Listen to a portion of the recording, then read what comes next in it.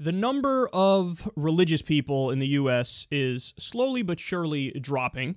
In fact, in most of the modern world, religiosity is dropping. There are some places in Europe where it's the overwhelming majority of young people who are irreligious. I think there are some places where the majority of the population, forgive me for not remembering the exact place, I don't know if it was Denmark or Sweden or Norway or something like that, but they're like, yeah, religion, just not our thing.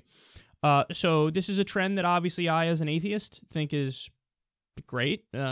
Typically, when you have a lack of religious belief among a population, you have a stronger belief in science, a stronger belief in Enlightenment values, stronger belief in secularism, and humanism, which means let's show basic empathy and sympathy for people, and, we don't need to believe in mythological beings in order to reach that conclusion. We can do it just solely based off of human decency. So, again, it's overwhelmingly a good thing. And by the way, you find that the happiness levels, self-reported happiness levels in many of these places are higher than in super-duper religious places. So maybe there's something to learn there as well. Well, religious people don't like the fact that millennials are becoming more and more non-religious, so they decided to get together and come up with a way to rope us in. So what's their answer? I'm not joking about this. They said, let's create a Bible made up of emojis and internet slang. No, you didn't. Oh, no, you didn't. Yeah, they did. That's what they did. So, some people were tweeting about this. It's a real thing. It costs $2.99 to get. And it's just all the Bible verses. They throw in as many emojis as possible to the point where I don't even understand everything they're fucking saying. I'm not as well-versed in reading emoji language as I probably should be as a millennial. But it's just packed with emojis and packed with internet slang. And this is one of the saddest things I've ever seen in my life. Okay, I have news for all of these people who are trying so desperately to make millennials believe.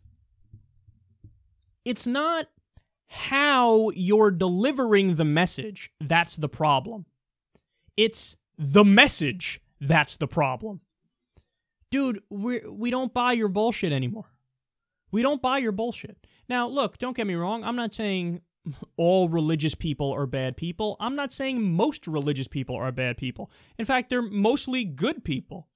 But they happen to believe something that is just not true. It's factually incorrect. Your religion is not the one true religion. Sorry, not sorry, because that's totally accurate. It's not the one true religion. There's over 4,000 religions on Earth right now.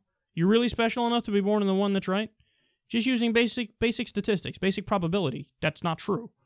So you're wrong. So millennials, guess what? We're raised in an environment and in a generation where we have this thing called the internet, where we could, Google shit. So when somebody tries to tell you, well, Jesus walked on water. Muhammad flew on a winged donkey to heaven. You know what people do? They go, not sure I'm buying that. Let me go to Google and read shit and see what's happening here. And, then you learn more about science, you learn more about the Enlightenment, you learn more about the way evidence works and where the burden of proof is when somebody makes a claim. And you go, oh, I see.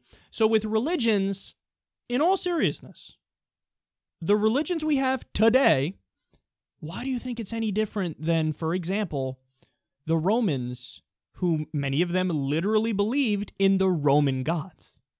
Many of the ancient Greeks literally believed in the Greek gods. Now, we look back at them and everybody listening right now is an atheist when it comes to those gods. Like, well, don't be silly. The Greek gods are myths. Duh, the Roman gods are myths. Fucking tribal gods in the Amazon, they're myths. Those tribes don't know who the fucking real god is. But Jesus, turning water into wine, a hippie with his bachelor friends, all dudes. That's not weird at all. I'm sure they weren't into... but yeah, that's obviously real. I mean, come on, 3 people being one person, but it's really 3 people, and that's the Trinity, and then you die and you come back to life, and factual. No.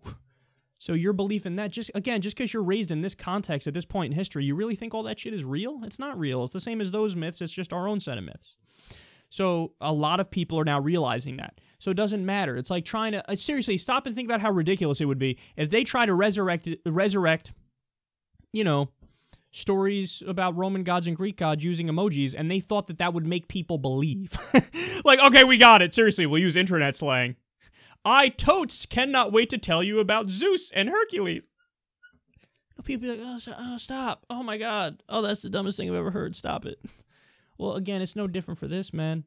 You could try to put the Bhagavad Gita in emojis and internet slang. I'm still not going to believe the Bhagavad Gita. The number of people you recruited? Zero. In fact, you probably made more people irreligious. Because they're like, hold on now, wait. I was told by my family all this shit is real, but now you're saying you're going to put emojis and internet slang in it. Doesn't that seem like tarnishing something that's supposedly holy? Well, maybe it's not so holy. Let me look into this. God, they so miscalculated. What are you doing? But again, I don't know why I'm so surprised here. We're talking about people who are real religious believers. So if you're really like a literalist and you're going to try to get people in, well, you're obviously not that bright to begin with if you're like, no, it's totally true. So now let's put it in emojis. Can we add the poop one somewhere? That's my favorite.